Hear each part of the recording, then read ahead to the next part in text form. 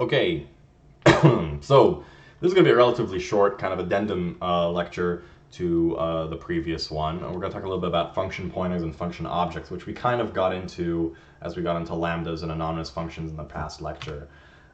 So a function pointer is similar to a variable-based pointer, except it like as in it holds a memory location, um, and that's it. But the function pointer holds a memory location of an entry point of a function. So you have to sort of understand a little bit about how instructions are saved on disk. And if you saw the assembly code we talked about before, those assembly language instructions convert into effectively just a value, right? A 32-bit or 64-bit value that then gets decoded by the CPU to know what to do. And if you string enough of these together, you just basically have data. And so if you want to encode, to basically launch a function from memory, like, right, think about how does an operating system launch an application at all? Like, how do we know what to do?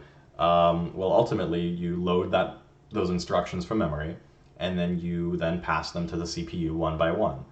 And that's largely what an operating system is doing for you. But you can point to the memory using a variable, just like you could to a memory location that represents a variable or data. And so the variable for a function pointer ultimately is just a pointer, like any other kinds of pointer. But you do need to tell the compiler for a function pointer what the signature of that function is, because say we call that function and we don't tell the compiler, well, how do we call this function? What's the signature? Then it doesn't know how to set up the stack. It doesn't know how to do any of those things that it would do when calling a function. And so in that sense, we need to deal with the types and the signature. And so a function pointer becomes relatively strict with regards to its definition, unlike a standard pointer. You can't really do just anything you want. Although I will say you can cast function pointers to void pointers and things like that. Calling an arbitrary function pointer on a void pointer is a great way to blow up your computer. But they are very powerful features and obviously used pretty heavily in the world of operating system programming. So here's a typical function sort of use case, where we have this my function that returns the value 42. And when we call the function, it jumps to that address, returns the value, and returns 0. This is a relatively garbage piece of code, but it kind of demonstrates how calling a function in the minimally viable case works. So the way that this works is where the my function invokes a function call. The name my function is merely the address of the function. So the way the compiler deals with this is it actually, just like when we define an array, a static array versus a dynamic array, when we do a static array, the compiler simply treats our array as a variable pointer to a memory location that is defined often on the stack. And so, yeah, you may need to do something like a reinterpret or like a cast to access the address properly of a function if you'd like to do that. There also, for example, if you have code in your in your program, you can actually address functions this way. Not that you necessarily need to, but if you want to do some like dynamic passing of functions and whatever, and this actually does happen. For example, like say you're doing event handling and you want to have a class that handles the function, and that you can actually pass specific function pointers to a handler based on an object, and there are ways to deal with this. And obviously the signature becomes really kind of cumbersome in that point because of you literally have to pass these things called placeholders so that it knows how many function parameters are in this function pointer. Anyways, that gets deeper than we need to talk about. So to point to a function, this is the syntax. You have the type, which is the return type, and then you have the my function pointer, which is and a pointer. This is like the nomenclature, and that's just the name. That actually is the name of the function pointer in this case. If you want to do a type def, the spec kind of changes a little bit. It looks very similar, you just don't put the name in. But this is a pointer to a function with no parameters. The following is a const function pointer, and the different varying ways to do this. to assign a pointer to a function. And this doesn't mention, if you put in the parentheses a type, those are the types of your parameters. So in this case, in this example, you can see my function 1 and my function 2 both take an input parameter, and in the function pointer down here, you can see there's an int in that location.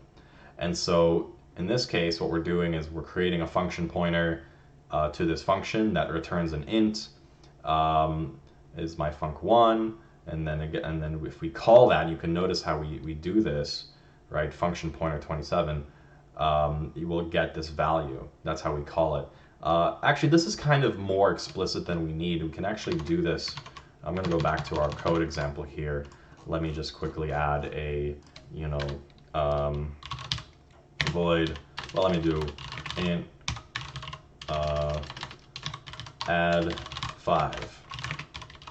Right, and what we're going to do is we're going to return x plus 5. Cool. And down here, let's do a int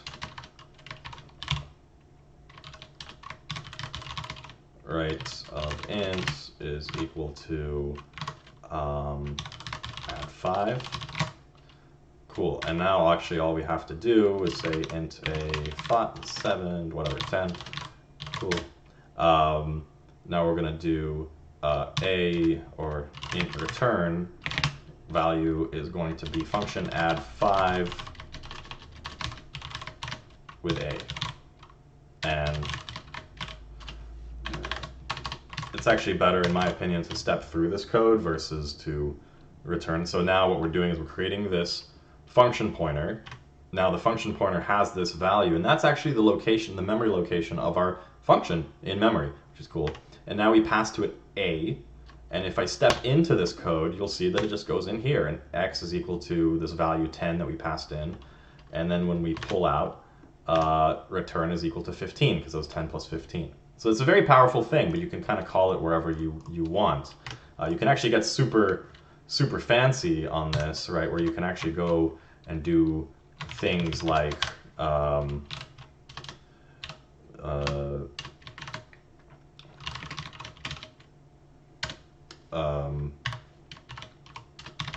something like this, where you essentially return add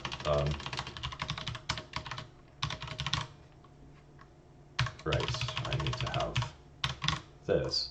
And so what will happen here is a very, very confounding amount of stuff, but what I've done is I've wrapped the function pointer in a lambda, which actually I have to, if I just do this, it won't, oh, okay, I guess it will. And now I'm in the lambda because I've called the lambda. Actually, let me do this, right, where, let's do this following thing. We'll call it auto lambda, and then int return will be equal to lambda taking the value a. So it's too many things, but what's happening is I'm creating the function pointer to add 5. I'm creating a whatever. I'm creating this lambda, and you'll notice it doesn't go into the code at this point. I've just created the lambda, and now what I'm doing is I'm going to call the lambda, and it'll go into this lambda. It's going to call this function with this a that I passed in, and it's going to go back here, and now return is still equal to 15. So a lot of ways to play, one way to win. A lot of fun kind of options here, and what I've really done, by the way, this approach is quite similar to how a lot of the function pointers work, and this is a very common pattern that was used for like task scheduling and things like that, where I want to create a bunch of things that happen when I want them. Like you can imagine in a game where this may be a behavior that you'd like to invoke on a periodic time frame, and you do so in a way that's encapsulated and contained and safe, right? Because in this case, I'm not actually calling the function pointer directly. I'm doing so within this lambda, which may be able to handle errors and things like that. So this is actually a pretty common thing, especially in like networking, error handling, event-driven type of applications. Okay, let's go back. So yeah, keep in mind default parameters won't really work for function pointers because that's done at a compile time, so that's no bueno. And you can actually pass a function pointer to another function. This is sort of what I was showing you here.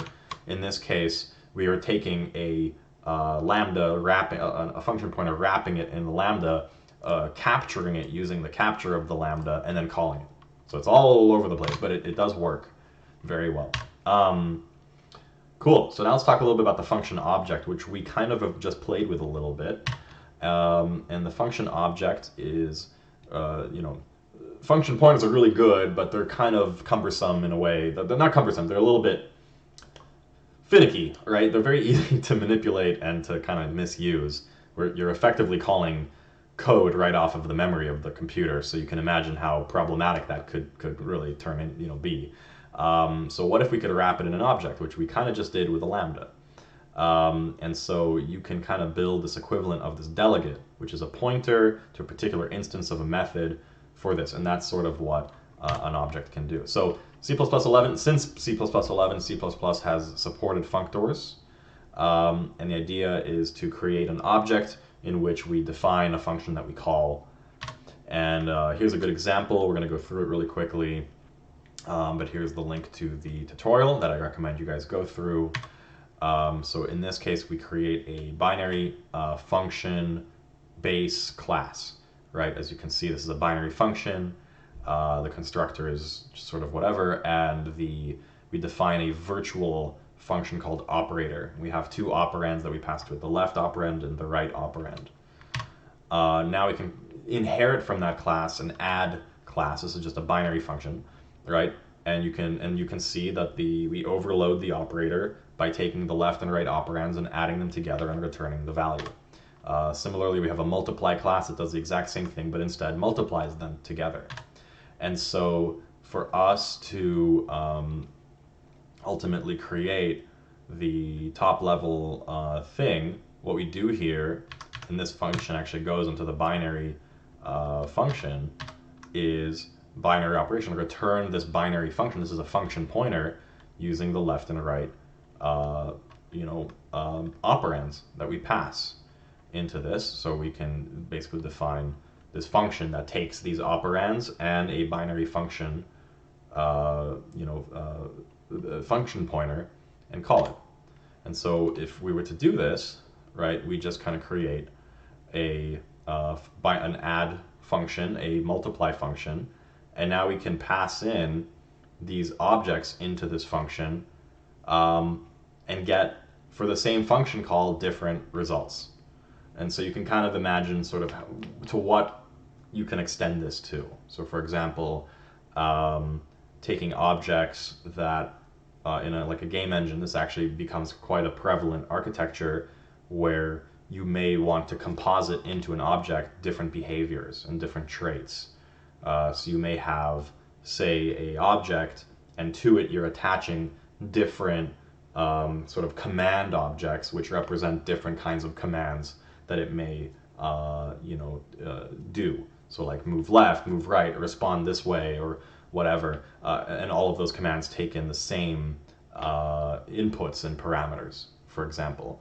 There's a lot of really, it's funny because put on the spot, I can't quite describe exactly how you use this, yet I've used it all the time. It's strange how it's hard to kind of like, figure it out. But the idea here is you can kind of create a top level behavior that then can be applied and generalized, well, not generalized, but be a general behavior that then can be specialized across different kinds of objects through the use of custom functions. In a way, that's sort of how inheritance works in the first place, right? You could, in theory, avoid this by just calling the this function, the operator function, on the padd directly. So you could go padd dot operate AB. So generally speaking, this doesn't work this way, in that what you do is you create these objects inside of a inside of a kind of almost like a monolithic class that then you pass to it like AB and an enumerated value add.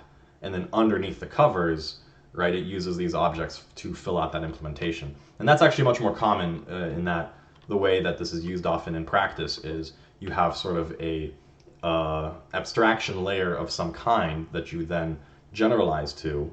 Say, factory classes are a good example of this, but kind of different in use case. But say you have some data that you want to operate on in a particular way, say like encoding. Say you have different kinds of encoders, and you pass that in, and underlying that, and you pass to it a particular type of encoding that you'd like, and then underneath that it has different objects that encapsulate the different kinds of encodings, and then call these functions on that directly. And so that's pretty common. But these are very, very powerful things, and obviously available in many different languages, or at the core of how those languages function, which is just as interesting. So that's about it for this week, and yeah, I've posted the homework, which will be due actually in a while, so that's also been posted. And if you have any questions about any of the content, or if there's anything you'd like me to dig into a little bit more deeply or whatever, please go to the Discord, let me know, bug me, email me, whatever. Cool. Thanks.